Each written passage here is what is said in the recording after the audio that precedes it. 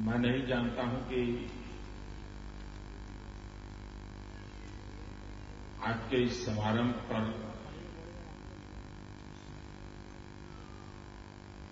कितने लोगों का ध्यान होगा। हम अगर वाइब्रेंट समिट करते हैं, 1.5 दिन का समिट होता है, लेकिन साल भर अखबारों में उसकी फोटो छपती रहती है, टीवी में दिखाई देता है, लेकिन उससे भी ज्यादा महत्वपूर्ण हमारा ये प्रयास है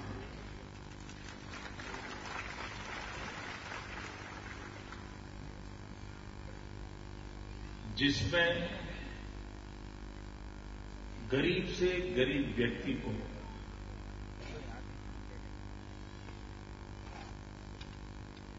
एक्सपोजर मिले, विकास का अवसर मिले, देश और दुनिया में हैंडीक्राफ्ट का मार्केट क्या है,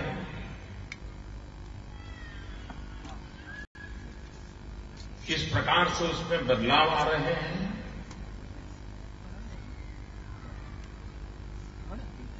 पूरे अर्थरचना में वे अपना क्या रोल प्ले कर सकते हैं, इन सारे विषयों का किसी एक मंच पर,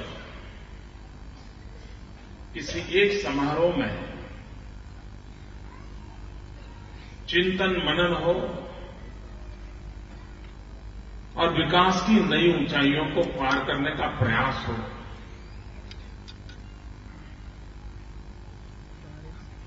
हिंदुस्तान से करीब 19 राज्यों से भी अधिक राज्यों से इस क्षेत्र में कार्य करने वाले लोग आए। ये सही है कि लोग आएंगे, सामान खरीदेंगे, एक जगह पर आप लोग जो चीजें बनाते हैं उसको बेचने का एक अवसर मिलता है, लेकिन इस सप्ताह भर के इस कार्यक्रम को हम सिर्फ हमारा माल बिक जाए, हमें एक बाजार मिले, हमें कम समय में ज्यादा ग्राहक मिल जाए, इतने सीमित उद्देश्य से इस प्रयास को नहीं देखना चाहिए और न ही उतनी सीमित सोच के साथ हमने इसमें हिस्सा लेना चाहिए। आवश्यकता यह है कि सामान्य रूप से हम देखें, हस्तकला से जुड़े हुए व्यक्ति का महात्म्य क्या है, वो शख्सियत क्या है। पुराने इतिहास की घटनाएं हमने सुनी है, पढ़ी है, उसमें आता है कि भाई फलाने राज्य में या फलाने देश में फलानी चीज होती थी और बाद में वो पराधीन हो गए। पराधीन हो गए तो आक्रांताओं ने क्या किया, एक बात कॉमन निकल करके आती है कि एक देश पर विजय पाने वाले दूसरे राज्य वालों ने क्या किया, तो कहते हैं कि सबसे पहले वहां के जो कारीगर होते हैं, वहां जो हस्तकला से जुड़े हुए लोग होते हैं, उनके अंगूठे काट दिए जाते थे, कभी उनके हाथ काट दिए जाते थे। युद्ध को इससे क्या लेना देना था? विजय प्राप्त करने में ये भी एक पहलू क्यों हुआ करता था? इसका मूल कारण यह था कि ये जो वर्ग है, जो मेहनत कश है, हस्तकला में माहिर है, वो वहां की इकोनॉमी को जनरेट करता था। इतना ही नहीं, उसकी हस्तकला के कारण उस देश की, उस क्षेत्र की पहचान बनती थी, उसका आइडेंटिफिकेशन होता था, उसका ब्रांडिंग होता था। और इसलिए उसे पराजित करना मतलब क्या करना? तो उसके अंगूठे काट लो, उसके हाथ काट लो, ताकि उस पूरी विधा को नष्ट कर दिया जाए और उसकी पूरी आर्थिक व्यवस्था को अपंग बना दिया जाए। उसको जब याद करते हैं तो ध्यान में आता है कि इसका कितना महत्व है। अगर आज हम कभी दुश्मन जिसे काट देते थे तो अपनों ने उसको सजा देना चाहिए, उसको संभालना चाहिए, उसकी इज्जत करनी चाहिए, उसको पुरस्कार देना चाहिए, उसको बढ़ावा देना चाहिए, क्योंकि ये तय बात है कि ये सामर्थ्य जिसके पास है वो उस देश की ताकत का एक बहुत बड़ा हिस्सा हुआ करता था। और ऐसी सैकड़ों घटनाएं हैं इस प्रकार के जो हस्तकला में माहिर लोग थे, उनको इस प्रकार से काम करने से रोक दिया गया, उनकी भुजाएं काट ली गई, उनके अंगूठे काट लिए गए।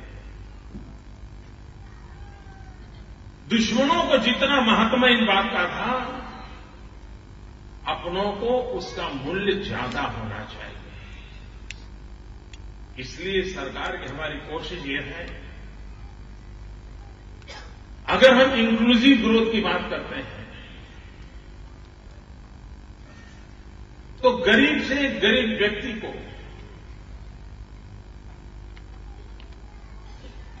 अवसर प्रदान होना चाहिए। सरकार रोजगार देने की उसकी सीमाएं हैं, और इतना बड़ा देश, इतना बड़ा जीवन नौकरियों से नहीं चल सकता। वो चल सकता है स्वरोजगार से। अगर स्वरोजगार को जितना बल दिया गया उतना वो आत्मनिर्भर हो सकता है, आत्मसम्मान के साथ जी सकता है, और छोटे छोटे प्रयासों से वो सामूहिक रूप से पूरी इकोनॉमी को बहुत बड़ी ताकत देता है। उस अर्थ में भी उसका महत्व हमने स्वीकारना होगा। एक दुर्भाग्य रहा, ज्यादातर हमारे यहां हस्तकला ये पारिवारिक संपदा रही है, पारिवारिक परंपरा रही है। बहुत कम क्षेत्रों में परिवार से वो बाहर आती है। परिवार की सीमा ये बन गई है कि जो नई पीढ़ी आ रही है उसके सपने बड़े हैं, उसके हौसले बुलंद हैं, उसको लगता है कि मैं क्यों मेरे मां बाप की तरह लेकर के बैठ जाऊं, दिन में एक आध चीज बना लूं और बेचूं, और क्यों रोजाना मैं कुछ और करूं। और इसके कारण दूसरी तीसरी पीढ़ी आते आते जो नए नौजवान हैं वो उससे खिसक जाता है, और वो उस परिवार की संपदा है, वो उस बूढ़े परिवार के बूढ़े जनों के पास रह जाती है, उनके जाने के बाद वो भी चली जाती है। और इसलिए हमारे सामने सबसे बड़ा काम है कि ये जो कला कौशल्य पारिवारिक संपदा है, ये जो विधा है, वो परिवार उसको आगे बढ़ाता है, अच्छी बात है, लेकिन अगर वो नहीं बनाता है तो और जगह पर वो कैसे हॉरिजॉन्टली एक्सपांड कैसे हो। और हमारी ये व्यू रचना होनी चाहिए। वरना क्या होता है, वे रोगन पेंटिंग, तो रोगन पेंटिंग वो एक परिवार है, वो करता है। पाटन का पटोला, तो बोले वो एक परिवार है, करता है। अब तो परिवार में कोई है नहीं, बच्चे सब पढ़ लिख करके चले गए, अब तो कोई करने वाला है। अगर यही चीजें होती रहेगी तो अच्छे से अच्छी चीजें भी हमारी वो विरासत नष्ट हो जाएगी। और इसलिए आवश्यकता है कि जिस परिवारों में इस प्रकार की विधा डेवलप हुई है, उस काम को करने वालों की संख्या कैसे बढ़े। संख्या कब बढ़ेगी, ये कोई हॉबी के रूप में होता नहीं है, जीवन निर्वाह के लिए होता है। और अगर जीवन निर्वाह के लिए होता है तो उससे जीवन निर्वाह की गारंटी तय होनी चाहिए। इस काम से उसका जीवन निर्वाह होगा, उसकी क्वालिटी ऑफ लाइफ में सुधार होता रहेगा। इस माध्यम से भी वो अपने बच्चों की अच्छी शिक्षा दीक्षा कर पाएगा, वो भी अच्छे घर में रहने जाएगा। इसकी गारंटी जब तय हो जाती है तब तो वो उसमें आएगा। हॉबी के लिए आने वाला व्यक्ति शौक के लिए कभी कभार देख लेगा, बना लेगा, 10 लोगों को दिखा देगा, इससे पूरा होने वाला नहीं है। और इसलिए हम लोगों को डाटा कलेक्शन करके मैपिंग करना चाहिए कि सचमुच में पारिवारिक परंपरा के अनुसार ऐसे कितने परिवार हैं कि जहां तक उनकी ही अपनी मालिकी है, उनका ही ये ब्रांड है। उसका रिसर्च करके वे ज्यादा स्ट्रेंथन हो, उसके लिए स्ट्रेटेजी अलग होगी, उसके एक्सपांशन की स्ट्रेटेजी अलग होगी। पीढ़ी दर पीढ़ी वो विधा खत्म न हो जाए, उसकी चिंता अलग होगी।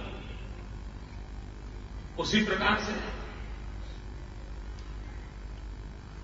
जो चीजें परंपरागत रूप से चल रही है, उससे रोजी रोटी भी कमाते हैं, जाता है, चलता है।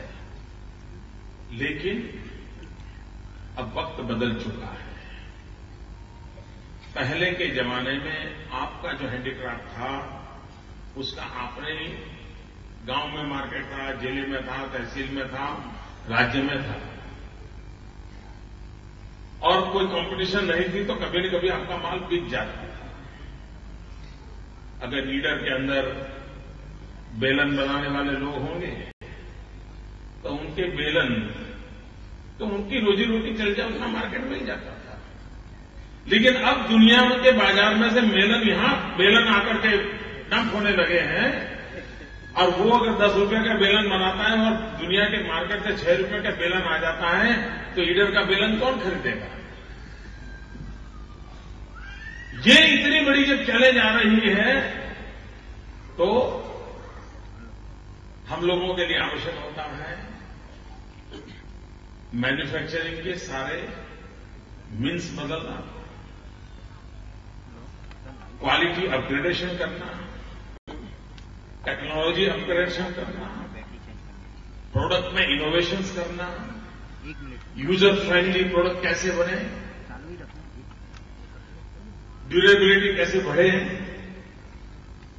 मटेरियल, बेसिक मटेरियल में चेंज आएगा, वो कैसे आए। जो चीज कल तक लकड़ी की बनती थी अब हो सकता है प्लास्टिक की बन जाए।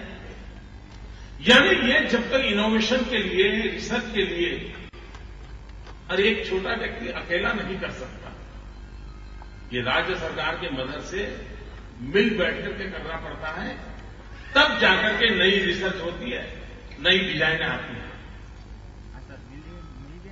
अब जो लोग बांबू के फर्नीचर बनाते हैं, कोई एक जमाना होगा जब बांबू के फर्नीचर एक ही प्रकार के बंदे हो गए, 50-100 साल चला भी होगा।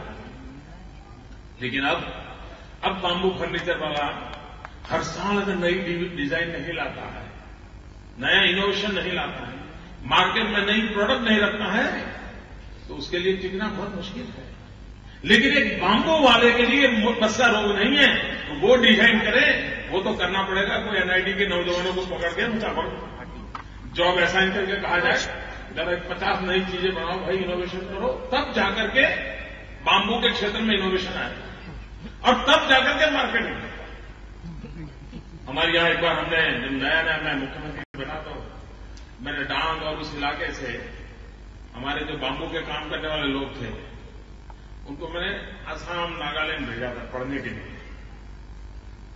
क्योंकि मैं वहां रहता था पहले, तो मुझे मालूम था कि क्षेत्र में उनका बहुत काम है। हम काफी पीछे थे, उनको भेजा तो सीख करके आए और काफी नए नए इनोवेशन हो गए। ये हमारे एक्सपेरिमेंट शेयर करने की वही व्यवस्था, इसका भी अगर हमारा लिंकेज होता है तो एक जगह पे कहीं इनोवेशन हुआ है तो दूसरी जगह पे उसको मल्टीप्लाई किया जा सकता है और हम उसको बल दे सकते हैं। निरंतर इनोवेशन प्रोडक्ट में होना चाहिए, निरंतर इनोवेशन टेक्नोलॉजी में होना चाहिए, निरंतर इनोवेशन रॉ मटेरियल के बेसिस में होना चाहिए। अगर हम उन्हीं पुरानी चीजों से करते रहेंगे तो बात बनती नहीं। कभी हम देखें, हम अंबाजी के अंदर या पावागढ़ काली मां के यहां इतने नारियल चढ़ते हैं और बाद में क्या करते थे, तो नारियल से फुटरेस बनाने का काम होता ज्यादातर। अब बेचारे बहुत कम कमाते थे, या तो सूतली बना, वो धागा बना देते थे, बड़ा उस प्रकार का काम, रस्सा बना देते थे। तो हमने हमारे अफसरों के ऊपर लगाया था, उसको भी बहुत साल हो गए। हमने कहा हमारे ये नारियल के जो छिलके हैं उसमें से और चीजें क्यों नहीं बनाते। फिर उसमें से गणेश जी बनाने लगे, अंबाजी माता बनाने लगे। आजकल जो अंबाजी जाता है तो जरूर एक पीस खरीद करके आता है। आए होंगे शायद, यहां लगाए होंगे कोई दुकान का। कहने का तात्पर्य यह कहना है कि वही चीज थी, रॉ मटेरियल वही था। लेकिन अगर हम उसको थोड़ा ट्रेनिंग करें, उसको जरा दिशा दिखाएं, तो उसी को ही करें। हमारे यहां कोस्टल एरिया में भी इतना हैंडीक्राफ्ट की संभावनाएं पड़ी हुई हैं। समुद्र की छोटी छोटी चीजों से इतनी बढ़िया चीजें बनती हैं, लेकिन वो भी हम देखें तो हिंदुस्तान के सभी समुद्री तट पर नहीं हो रहा। वहां जहां तीर्थ क्षेत्र हैं, जहां टूरिज्म सेंटर हैं, वहीं पर ये चीजें होती हैं और ज्यादा नहीं होती है। इसका मतलब ये हुआ कि tourism and handicraft go together, दोनों को हम अलग नहीं कर सकते। और इसलिए जिसने भी इसका मार्केटिंग करना है, उसका डेवलपमेंट करना है, उसको टूरिज्म के साथ जोड़ना ही पड़ेगा। हिंदुस्तान के किसी भी कोने में कौन हैंडीक्राफ्ट का काम होता हो, लेकिन अगर टूरिस्ट सेंटर पर एक बहुत बड़ा बाजार खड़ा खोल दिया जाता है और हिंदुस्तान में मान लीजिए ऐसे एक 500 टूरिस्ट सेंटर हो, यात्रा धाम हो, जहां पर लोग आते हैं, उनकी रिक्वायरमेंट के लिए बड़े मार्केट खड़े कर दिए जाएं, आप देखना कि टूरिस्ट एक सोवेनियर के रूप में भी ऐसी चीजें ले जाता है और उनको गिफ्ट देता है। अपने परिवारजनों को कहता है मैं ये लाया हूं। समुद्र तट पर जाएंगे तो आपको देखा होगा समुद्र की छोटी छोटी छिपलियों के माध्यम से बनाई हुई चीजें वो बांटता है। कहने का तात्पर्य यह है कि टूरिज्म के साथ हैंडीक्राफ्ट का बहुत सीधा संबंध है। हमारे देश का दुर्भाग्य यह है कि टूरिज्म डिपार्टमेंट का प्रमोशन करने वाला एक है, हैंडीक्राफ्ट का प्रमोशन करने वाला दूसरा है, और दोनों 2 साल में एक बार भी मिलते नहीं है। सरकारें ऐसी चलती है। अच्छा होता कि टूरिज्म प्रमोशन हो, उसके साथ साथ हैंडीक्राफ्ट का भी प्रमोशन हो। आपने देखा होगा गुजरात ने कोशिश की है। हमारी जो खुशबू गुजरात की जो एडवर्टाइजमेंट आती है, उस एडवर्टाइजमेंट में अगर कच्छ देखने गए तो साथ में कच्छ के हैंडीक्राफ्ट को भी मार्केट करने का प्रयास किया गया है, साथ साथ जोड़ा है और उसका लाभ मिला है। अभी जो रणोत्सव हुआ, दिसंबर जनवरी में हम रणोत्सव करते हैं, वहीं के जो हैंडीक्राफ्ट बेचने वाले लोग हैं, कोई 100 के परिवार वहां लगे थे। किसी ने मुझे बताया 2 करोड़ रुपयों से ज्यादा का माल उनका 2 महीने में बिक गया। यानी आप टूरिज्म के साथ इसको किस प्रकार से जोड़ते हैं, उसके आधार पर उसकी संभावनाएं पड़ी हुई है। कभी कभार कुछ नए युग के साथ हमें इस जगत के लोगों को जोड़ना चाहिए। मेरा एक सुझाव है, अगर हम भी इस बार कुछ कर सकते हैं तो, इवन आखिरी 3-4 दिन में भी कर सकते हैं तो, ये जितने लोग आए हैं, गुजरात सरकार की तरफ से उनको रात को या अर्ली मॉर्निंग, जब उनको सुबह लोग होते नहीं हैं, उनको आईसीटी का एक्सपोजर कैसे मिले। कंप्यूटर पे बिठा कर गए, दुनिया में हैंडीक्राफ्ट की वेबसाइट कितनी है, उस वेबसाइट पे कैसे जा सकते हैं, दुनिया कहां है, ये खोज सकते हैं। फिर वो अपने मोबाइल से भी कर लेगा, उसको आ जाता है, देर नहीं लगती। एटलीस्ट इसके साथ साथ हम 5 दिन एक छोटा सा कोर्स चलाए, और ये सभी कलाकार आए हैं, पढ़े लिखे नहीं पढ़े लिखे, कोई चिंता छोड़ दीजिए, उनको बिठाइए कि देखो तुम्हारे जैसे काम ऐसे करोगे तो मिलेगा। दुनिया के किस देश में होता है, कैसे होता है, देखिए माल कैसे बनता है। हमारे हैंडीक्राफ्ट फील्ड के लोगों को बहुत जितना जल्दी हम ऑनलाइन एक्टिविटी से जोड़ेंगे, उसको एक नया विजन मिलेगा, वो एक नई सोच के साथ काम करेगा, और उसकी जो नई पीढ़ी के बच्चे हैं वो खोजेंगे। मुझे अभी किसी एक सज्जन ने अगरबत्ती भेजी थी, उस अगरबत्ती के साथ उसने लिखा था, ये एनवायरमेंट फ्रेंडली मेरा प्रोडक्ट है, ये अगरबत्ती है, सुगंध तो आती है, धुआं नहीं आता है उन्होंने। लेकिन मजा ये है, जब मैंने उसका लिटरेचर पढ़ा तो काफी कुछ वो ऑनलाइन मार्केटिंग करता। तो मैंने इंक्वायरी की, तो वो सज्जन पढ़े लिखे नहीं है, लेकिन उसको लगा कि मैं ऑनलाइन इसको मार्केटिंग करूं तो मेरा उसको काफी बाजार में गया। कहने का तात्पर्य है कि हम अपनी चीजों को कैसे दुनिया के सामने ले जाएं। हमारी इस पीढ़ी को जो इस काम को करते हैं, उनको हम जितना जल्द कंप्यूटर से भी बनाएं, टेक्नो से भी बनाएं, एटलीस्ट उसको देखें। और मैंने कुछ लोग देखे हैं, कुछ में मुझे पाटन जिले के कोई कलाकार मिले थे, उनके जो बच्चे हैं, पढ़े लिखे बच्चे हैं उनके, लेकिन वो उसी व्यवसाय में गए, और पूरा डिजाइनिंग वो कंप्यूटर पर करते हैं। हैंडीक्राफ्ट का जो मैन्युफैक्चरिंग करते हैं, जो प्रोडक्शन बनाते हैं, वो कंप्यूटर डिजाइनिंग करते हैं। यानी इस क्षेत्र के लोगों को भी आधुनिक टेक्नोलॉजी काफी मदद कर सकती है। हम लोगों का प्रयास रहे, और मैं तो चाहूंगा यही से हम शुरुआत करें कि उनको टेक्नोलॉजी से परिचित कराएं, प्राइमरी नॉलेज हो, फिर उसके मन में जिज्ञासा जगेगी कि मैं मेरे मोबाइल फोन से जरा देखूं तो सही दुनिया क्या चल रही है, वो ढूंढेगा। हैंडसेट के माध्यम से वो अपने आप को विस्तार करने लग जाएगा, उसको करेगा। दूसरा है, हैंडीक्राफ्ट के लिए ब्रांडिंग चाहिए। बिना ब्रांडिंग को ग्लोबल मार्केट को हम कैप्चर नहीं कर सकते।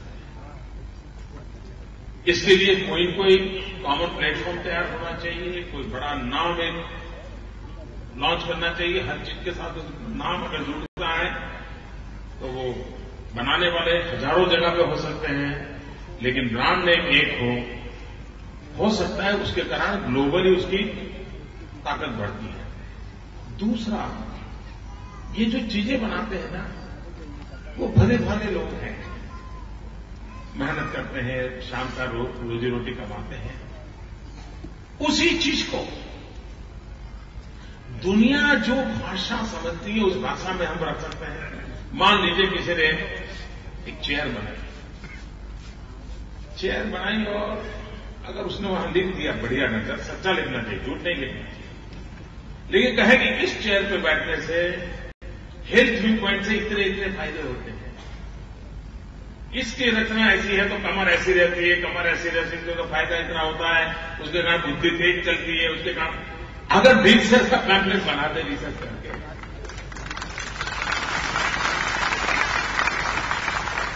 आप देखते होंगे इन दिनों जापान की एक चेन बहुत बिकती है, बहुत मार्केट है उसका।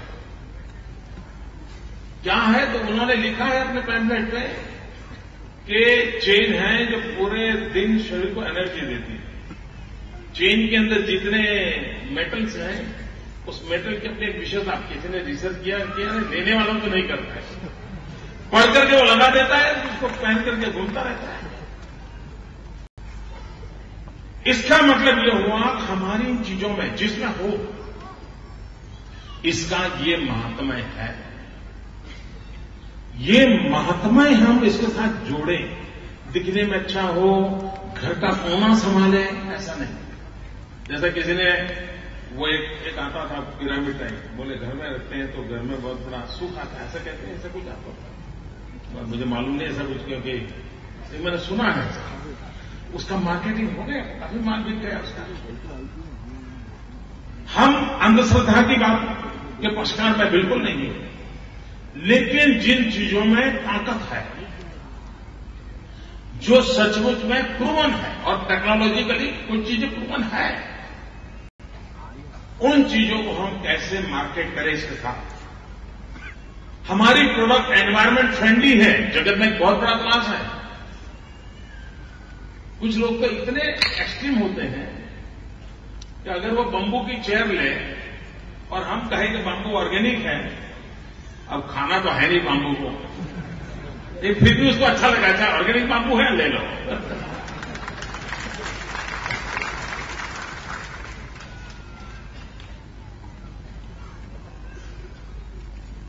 जब पंडित नेहरू थे तो आयुर्वेद के लिए एक हाथी कमीशन बैठा था और उस हाथी कमीशन को काम दिया गया था हमारे आयुर्वेद का प्रमोशन कैसे करें, आयुर्वेद इतनी बढ़िया विज्ञान हमारा ये नष्ट होता जा, उसकी चिंता कैसे करें। तो हाथी कमीशन का जो रिपोर्ट है बड़ा इंटरेस्टिंग है।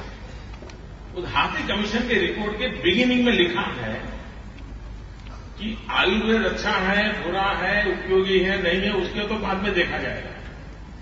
सबसे पहली आवश्यकता है आयुर्वेद के पैकेजिंग की।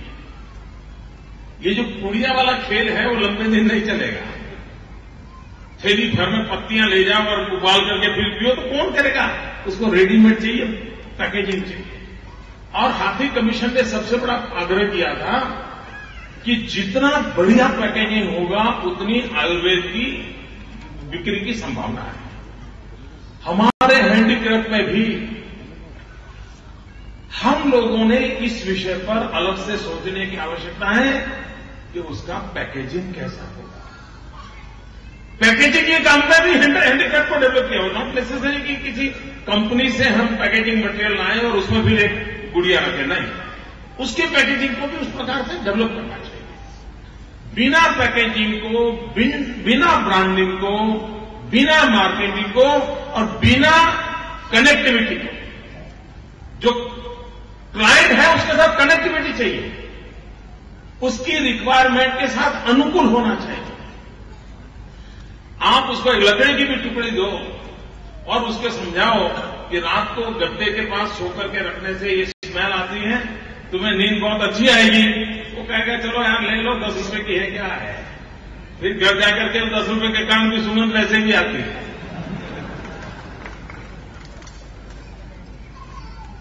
ज्यादातर हम लोग इस विषय में बहुत पीछे हैं और पीछे होने के कारण इस पूरे क्षेत्र में हम जितनी मात्रा में बढ़ावा देना चाहिए हम बढ़ावा नहीं दे पा रहे। इस दिशा में भी अच्छे पढ़े लिखे साइंटिस्ट हैं, टेक्नीशियंस हैं, इंजीनियर हैं, एनआईटी के स्टूडेंट हैं, फैशन डिजाइन के स्टूडेंट हैं, आर्किटेक्ट्स हैं, इन सबको भी कभी कॉमन प्लेटफॉर्म पर वर्कशॉप करना चाहिए, क्योंकि उन लोगों से जुड़ा हुआ विषय है। अब आर्किटेक्चर कॉलेज जितनी है या जो इंटीरियर डिजाइन उन्हीं को पढ़ाया जाए, कि तुम्हारे के दिमाग में फिट करो कि भाई तुम जो फर्नीचर लगाते हो कम से कम एक कोना तो हैंडीक्राफ्ट का होना चाहिए। वास्तुशास्त्र की दृष्टि से बहुत महत्वपूर्ण है। वास्तुशास्त्र वालों को भी पढ़ाओ। अगर तुम 1000 रुपए का सजावट करते हो, 50 रुपए की तो हैंडीक्राफ्ट वाली करो। तुम यहां पर ये लगाओगे तो हमने उसको प्रमोशन नेचुरल वे में करना चाहिए। 5 स्टार होटल है तो उसको कहें भाई तेरी 10 मंजिला होटल है, कम से कम 1 मंजिला होटल तो तुम टोटली हैंडीक्राफ्ट वाली बना दो और उसका मार्केटिंग करो कि जिसको ट्रेडिशनल हैंडीक्राफ्ट फर्नीचर वाले कमरे में रहना है 200 रुपये ज्यादा किराया लगेगा, ये कमरा होगा।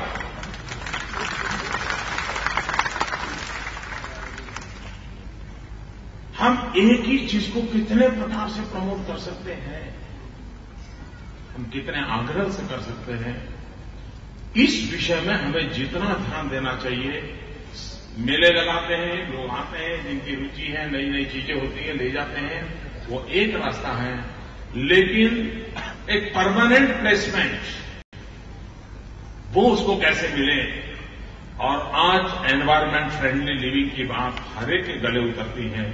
हमारी हर प्रोडक्ट एनवायरमेंट फ्रेंडली है, ये बात हम करें। और एक महत्वपूर्ण विषय है फाइनेंशियल व्यवस्था की।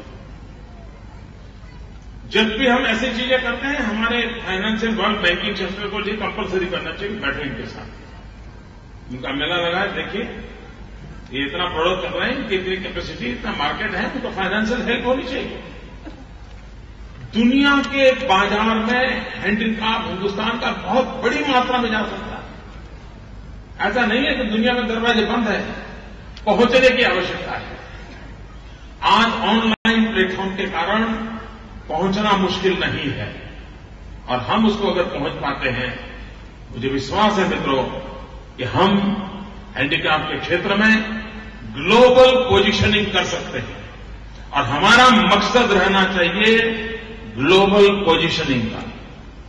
सिर्फ हम हमारे यहां 200 रुपए का माल बिकता था, 2000 का बिके, इस मकसद से काम नहीं कर सकते। हमने एक बहुत बड़ा लक्ष्य लेकर के चलना चाहिए, तो सब नीचे की चीजें बदल जाएगी। और उस बदलने की शुरुआत इस प्रकार से इवेंट से होती है। मैं आप सबको बहुत शुभकामनाएं देता हूं। आप यहां आए हैं, आपके सारी जो भी आपकी परंपरागत हस्तकला है उसके नमूने लेकर के आए हैं। जरूर अहमदाबादी लोग, अगर आपने अहमदाबादी को माल बेच दिया ना, दुनिया में कहीं पर भी बेच सकते हैं।